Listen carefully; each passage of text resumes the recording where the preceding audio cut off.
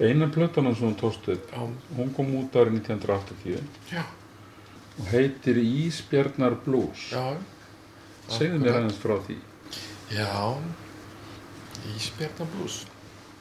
Þarna var ég í tónlistarskólanum að læra á bassa, kontrabassa. Og ég var með hann upp í stúdíu og var svona að plokka hann á milli þess sem ég var að hljóðrita. Þá koma tveir náungar inn og með gítara báðir. Eða annar er að missa myndunist. Það var Bubbi og hann Danni Pólvák, og þeir fara að spila fyrir mig músík og Bubbi fyrir að spila fyrir mig og syngja svona músík sem að ég strax byrja að plokka bassan við og finna svona, það er svona svolítið svona fílingur ákveðinn, trúbótara fílingur, svona þrjú á palli, savanatrí og svolítið gítar, trúbótara fílingur. Kontrabassin, fittaði þetta inn og þannig kynntist þessu textarnir, tala Vestmannaeyjar, eitthvað slór og læti og brennivín, svona eitthvað myndir sem voru svona alveg hérna onni ræsinu. Helst aðalega inn í svona verbúðum. Og hann náttúrulega kemur þarna sem farandverkamaður og okkur tekst bara að komast á ágætan level og hann hérna vill fara að byrja og við förum að stúdera þetta og endar á því að ég segi honum að ná í þá hljóðfæraleikara sem okkur vantar. Hann næri í trommara, það vantar trommara, gítarleikara. Það var duglegur við það, fengum alltaf band og síðan var sett í gang og músíkin tekin upp. Þetta var samvinna þarna, ég veit að heitir hann ekki Mike Pollock hérna ljósarði. Hann var yfirleitt á teipinu að setja í gang og spóla tilbaka eða byrja aftur eða í grunnupptökum þegar ég var frammi. Þegar ég var frammi í sal með hljóðfæraleikaranum til þess að halda útsendingunni í réttu farvegi, sko. Þetta tók sinn tíma og ég vissi það að Bubbi eins og hann kemur þarna bara farandverkamaður, veður ekkert í peningum, ekki með neitt stuðningsmann eða neitt. Þetta var bara listamaður sem var ungur og fátækur og mér fannst alveg sjálfsagt að gefa honum tækifæri og setja ekki á herðarnar á einhvern þungan reikning fyrir að skapa þessa músík. Það var hið besta mál, fannst mér.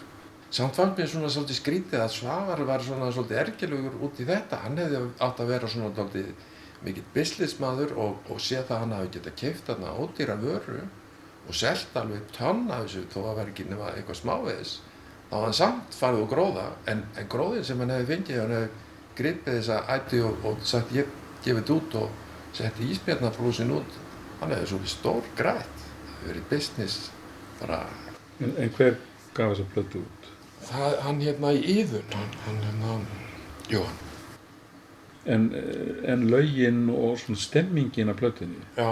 Verður hún til í stúdíóinu? Já, algjörlega. Þetta eru lög sem að hljóma öðruvísi heldur en fyrsta sinn sem að spila. Það var svona gert í því að setja þetta svona. Og það næst svona dálítið svona verbúðar stemming í túlkuninni. Já, það er þetta hráa. Samt ekki hrátt til þess að vera bara eitthvað skrölt. Þetta er svona þetta hrái kraftur. Það var alltaf fullt af fólki þarna í stúdíónu. Það voru hljóðfæraleikararnir, lið sem að fylgdi þeim. Eina lagið, þar sem við vorum bara tveir í stúdíónu, var Stál og hnífur. Það var bara ég og Bubbi. Þetta var mjög viðkvæmt fyrir hann að setja þetta band. Það þurfti að vera mjög nærfær. En þetta var mjög flott. En þú segir að það verið fullt af fólki, þannig að var þetta svolítið bara svona live stemming? Já, það má alveg segja það. Það voru áheyrendur og fólk sem var þarna frammi og þeir voru yfirleitt ekki inn í stúdíónu sjálfu nema þeir sem voru að spila. En þetta var.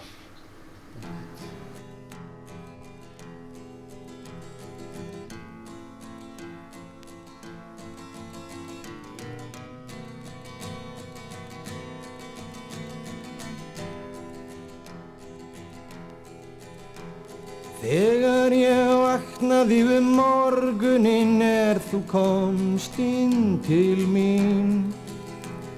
Hörund þitt eins og silki, andlitið eins og pústulín. Við bryggjuna bátur vaggar hljóft í nótt.